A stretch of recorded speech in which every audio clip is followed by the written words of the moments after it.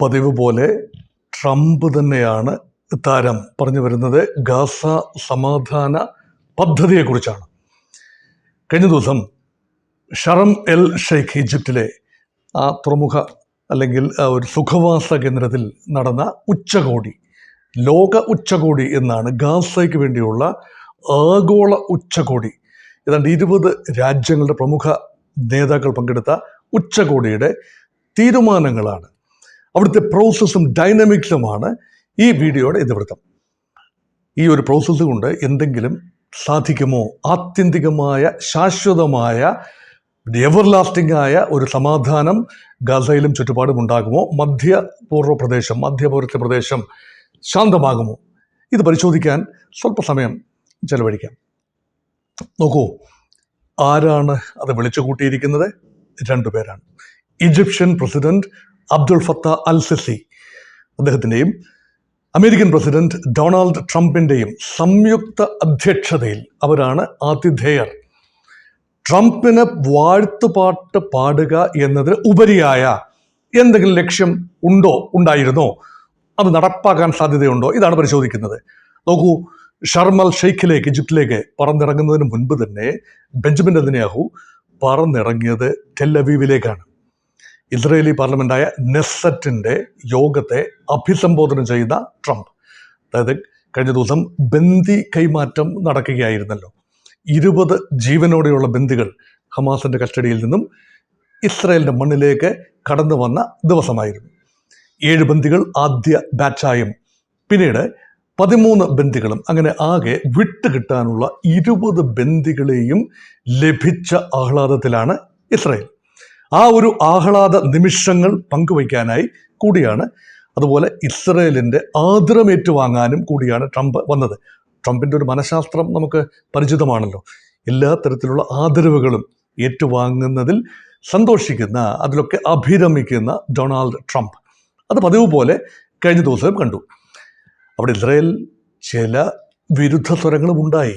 2 ഇടതുപക്ഷ തീവ്ര radical left wingers പാർലമെൻറ്റിനുള്ളിൽ തന്നെ പ്രശ്നമുണ്ടാക്കി. അതിൽ ഒരാൾ ഒരു ബാനർ ഉയർത്തിപ്പിടിച്ചു, അതിലെ മുദ്രാവാക്യം വിളിച്ചു. അതിലെ പ്രധാന ഇതിവൃത്തം, പലസ്തീൻ രാഷ്ട്രം സാധ്യമാകാതെ എങ്ങനെയാണ് ഈ സമാധാന പ്രക്രിയയുടെ ക്രെഡിറ്റ് നിങ്ങൾക്ക് എടുക്കാൻ സാധ്യമാവുക? അതുകൊണ്ട് ശാശ്വത സമാധാനം മരീചികയാണ് എന്ന അർത്ഥത്തിലുള്ള മുദ്രാവാക്യം വിളിച്ചുകൊണ്ട് ട്രംപിനെതിരെ പ്രതിഷേധം നടത്തുന്ന കാഴ്ചയെ കണ്ടു. പക്ഷേ ട്രംപ് അതിനെയൊക്കെ തൃണവൽഗണിച്ചുകൊണ്ട് തൻ്റെ പ്രസംഗം പൂർത്തിയാക്കുകയും അഭിനന്ദനങ്ങൾ ഏറ്റുവാങ്ങുകയും ഇസ്രയേലിൻ്റെ പ്രധാനമന്ത്രി ബെഞ്ചമിൻ നെതന്യാഹു ട്രംപിനെ മുക്തകണ്ഠം പ്രശംസിച്ചു. തൻ്റെ മുൻഗാമികളെക്കാൾ ഇസ്രയേലിനെ സംബന്ധിച്ചിടത്തോളം അമേരിക്കയ്ക്ക് നാളിതുവരെ ഉണ്ടായിട്ടുള്ള പ്രസിഡന്റുമാരിൽ ഏറ്റവും സുഹൃത്തായ, ഏറ്റവും ഇസ്രയേലിന് പ്രയോജനം ചെയ്യുന്ന ഒരു പ്രസിഡന്റായി ട്രംപിനെ വാഴ്ത്തിപ്പാടി. അപ്പോൾ ഈ വാഴ്ത്തുപാട്ടുകളൊക്കെ ഏറെ കേട്ടുകൊണ്ട് സന്തോഷത്തോടു കൂടിയാണ് ട്രംപ് ഈജിപ്തിലേക്ക് യാത്രയായത് എന്നുകൂടി ഓർക്കണം. ഇസ്രയേലിൻ്റെ വലിയ ഒരു ബഹുമതി, മറ്റാർക്കും, ഇസ്രയേലി പൗരന്മാർക്ക് മാത്രം കൊടുക്കുന്ന ബഹുമതി, ആദ്യമായി ഇസ്രയേൽ പൗരനല്ലാത്ത, വംശജനല്ലാത്ത ഒരാൾക്ക് വേണ്ടി ഇസ്രയേൽ മാറ്റിവെക്കുന്ന കാഴ്ചയും കണ്ടു. ഈജിപ്തിൽ ഇറങ്ങിയ പാടെ ഈജിപ്തിൻ്റെ പരമോന്നത ബഹുമതി ട്രംപിനെ കാത്തുനിന്നു.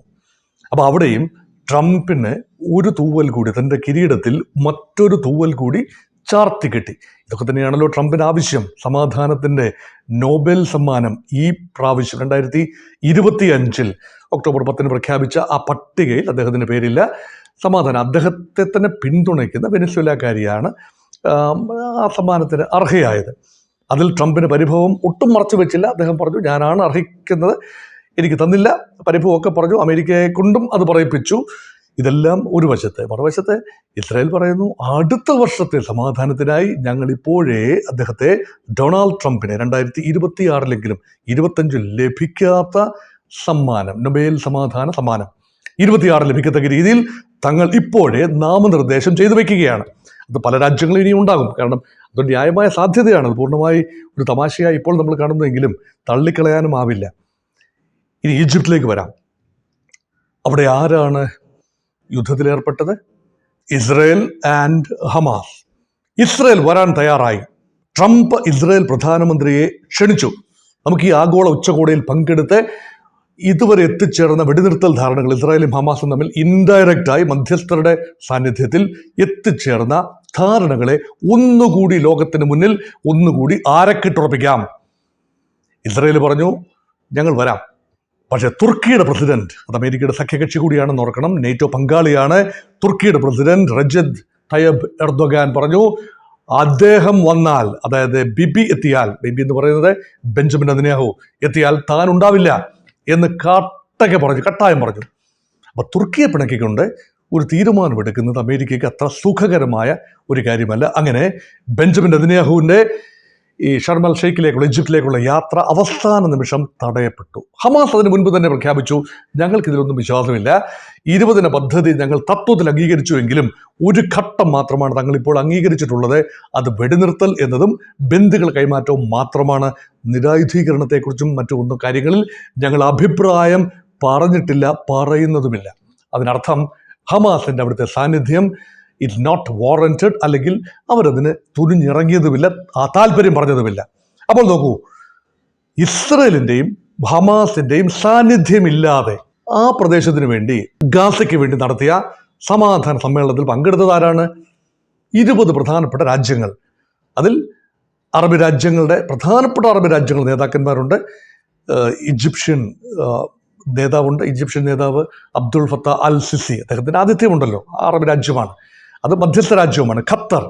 ഖത്തറിൻ്റെ പ്രധാനമന്ത്രിയും ഷെയ്ഖുമൊക്കെയായ ഷെയ്ഖ് അൽഥാനി സന്നിഹിതനായിരുന്നു. തുർക്കി പ്രസിഡന്റ് എർദോഗാൻ സന്നിഹിതൻ.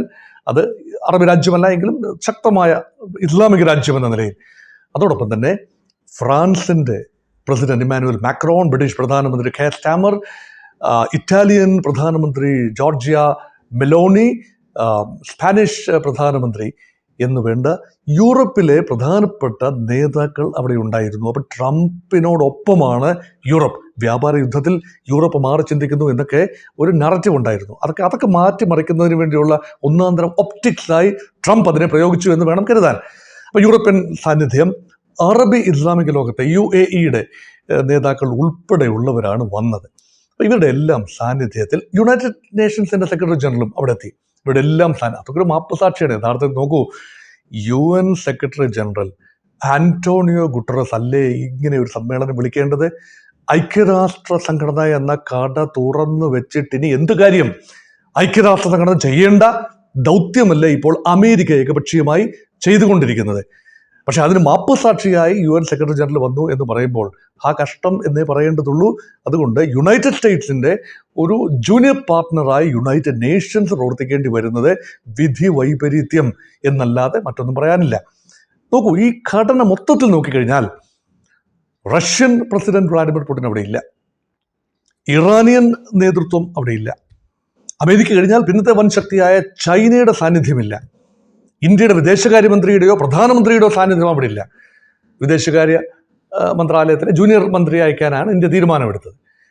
അപ്പോൾ ഇവിടെ ലോകവേദി എന്നൊക്കെ പറയുമ്പോഴും തത്വത്തിൽ ഇന്ത്യ ആ സമാധാന പ്രക്രിയ, ട്രംപിൻ്റെ സമാധാന പ്രക്രിയ അംഗീകരിക്കുന്നു എന്ന് പറയുമ്പോഴും ഇവിടെ ആ ഒരു ജംബോറി എന്നാണല്ലോ പറയുക, വലിയ മഹാമഹം, ഈ മഹാമഹത്തിൽ പങ്കെടുത്ത് ഒരു ഒപ്റ്റിക്സ് ക്രിയേറ്റ് ചെയ്ത് അതിൽ നിന്ന് നേട്ടമുണ്ടാക്കണം എന്ന താല്പര്യം ഇന്ത്യയോ ചൈനയോ റഷ്യ ഒന്നും തന്നെ പ്രകടിപ്പിച്ചില്ല എന്നതാണ്. അങ്ങനെയാണെങ്കിൽ പാശ്ചാത്യ ചേരിയുടെ അവരോടൊപ്പം ചേർന്ന് നിൽക്കുന്ന അറബി ഇസ്ലാമിക ലോകം, അവിടുത്തെ ജനങ്ങളെല്ലാം പാശ്ചാത്യ ചേരിയോടൊപ്പം അല്ല കേട്ടോ, അവിടുത്തെ ഭരണകൂടങ്ങൾ പാശ്ചാത്യ ചേരിയോടൊപ്പം ചേർന്ന് നിൽക്കാൻ വിധിക്കപ്പെടുന്നു. കാരണം ആ രാജ്യങ്ങളുടെ സുരക്ഷാ ചുമതല അമേരിക്കയാണ് നിർവഹിക്കുന്നത്. അതുകൊണ്ട് സൗദിക്കും UAE-ക്കും ഖത്തറിനും ഒന്നും മറ്റ് ഓപ്ഷൻസ് ഇല്ല. അതുകൊണ്ടാണ് അമേരിക്കൻ താവളങ്ങളുടെ സൈനിക താവളങ്ങൾ ഇവിടെ എല്ലാം വളരെ സജീവമാണ്. അതുകൊണ്ട് ഇവരുടെ എല്ലാം സാന്നിധ്യത്തിൽ എത്തിച്ചേർന്ന കരാറിൻ്റെ ഭാവി എന്തായിരിക്കും? അപ്പോൾ ഈ ഉച്ചകോടി എന്ത് ലക്ഷ്യമാണ് നേടിയെടുത്തത്?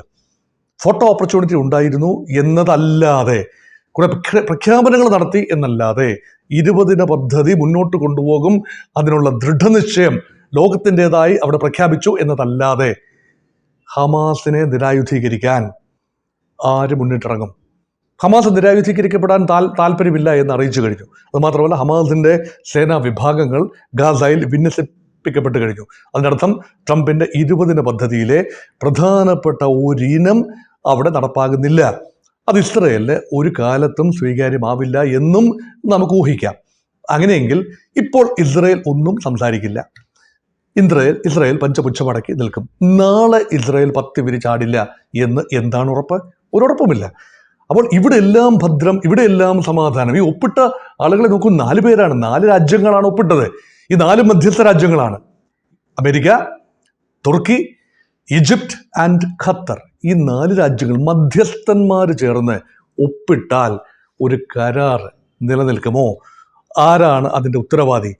അല്ല എങ്കിൽ പറയണം, ഈ മധ്യസ്ഥന്മാർ എക്കാലത്തും അറബ് ഇസ്രായേലി അല്ലെങ്കിൽ ഇസ്രായേൽ ഗാസ വിഷയത്തിൽ തുടർന്നും പങ്കെടുക്കണം. അവിടെ ചെന്ന് ഇവരുടെ സൈന്യങ്ങൾ, അമേരിക്കയുടെയും ഖത്തറിൻ്റെയും ഈജിപ്തിൻ്റെയും തുർക്കിയുടെയും സൈന്യങ്ങൾ അവിടെ ഇറങ്ങി ഹമാസിനെ നിരായുധീകരിക്കുകയും ട്രംപ് പറഞ്ഞ 20 ഇനങ്ങൾ അച്ചട്ടായി നടപ്പാക്കുകയും ചെയ്യണം. അങ്ങനെ ഒരു സാഹചര്യമൊക്കെ ഇപ്പോൾ ഊഹിക്കാൻ ബുദ്ധിമുട്ടാണ്. എന്നാൽ മുൻകാലങ്ങളിലെ കരാർ നോക്കൂ. ഈജിപ്തിൽ ആദ്യമൊന്നുമല്ല കരാറുണ്ടായത്. ഈജിപ്തുമായി കരാറുണ്ടാക്കിയ ആദ്യ രാജ്യം ഇസ്രയേലാണ്. ഇസ്രയേലുമായി കരാറുണ്ടാക്കിയ ആദ്യ അറബ് രാജ്യം ഈജിപ്റ്റാണെന്ന് പറയുന്നതായിരിക്കും കൂടുതൽ ശരി. അത് 1978 ജിമ്മി കാർട്ടറുടെ അധ്യക്ഷതയിൽ അല്ലെങ്കിൽ മധ്യസ്ഥതയിൽ ഇസ്രയേലി പ്രധാനമന്ത്രി മെനച്ചം ബെഗിനും ഈജിപ്ഷ്യൻ പ്രസിഡന്റ് അൻവർ സാദത്തും തമ്മിൽ ഒപ്പിട്ട ചരിത്രപരമായ camp David Accord, camp David ഉടമ്പടിയിൽ, അത് അമേരിക്കയിലെ സുഖവാസ കേന്ദ്രമാണ് ക്യാമ്പ് ഡേവിഡ്. ആ ഉടമ്പടിയോടുകൂടി തന്നെ ഈജിപ്റ്റ് എന്ന അറബ് രാജ്യത്തെ പ്ലക്കേറ്റ് ചെയ്യുന്നതിൽ വെസ്റ്റേൺ ക്യാപിറ്റലിസ്റ്റ് ഡെമോക്രാറ്റിക് ബ്ലോക്ക് വിജയിച്ചു. അപ്പോൾ ഇസ്രായേൽ ശത്രുവല്ലാതായി മാറി ഈജിപ്റ്റ് അന്ന് മുതൽ തന്നെ. അപ്പോൾ അറബി റാങ്കുകളിൽ വീണ്ടും ഒന്നൊന്നായി അറബി രാജ്യങ്ങളെ അമേരിക്കയുടെ ഒരു ഏകോപനത്തോടുകൂടി അബ്രഹാമിക് കരാറുകളിൽ ഏർപ്പെടിപ്പിച്ച് ഇസ്രയേലുമായി സന്ധി ജയിപ്പിച്ച ഘട്ടത്തിലാണല്ലോ ഒക്ടോബർ 7, 2023 സംഭവിച്ചത്. അതിനെ വീണ്ടും ഓർമ്മിപ്പിക്കുന്ന രീതിയിൽ ഒരിക്കൽ കൂടി അറബി രാജ്യങ്ങളെ ഇസ്രയേലുമായി അടുപ്പിച്ച് നിർത്തുന്നതിലും പലസ്തീനിയൻ കോസ്, ഇത് നോക്കൂ, ഒരു രാജ്യവും പറയുന്നില്ല പലസ്തീനിയൻ കോസ്, സ്വതന്ത്ര പരമാധികാര പലസ്തീൻ ആത്യന്തിക ലക്ഷ്യമാണ് എന്ന് അമേരിക്ക പറഞ്ഞിട്ടേയില്ല. ഇസ്രയേലിന് ഒരു കാരണവശാലും അത് അംഗീകരിക്കാനാവില്ല എന്നറിയാം. അറബ് രാജ്യങ്ങൾ പറയുന്നു എന്നല്ലാതെ ഈ ഉച്ചകോടിയിൽ അങ്ങനെ ഒരു സംസാരം ഉണ്ടായില്ല.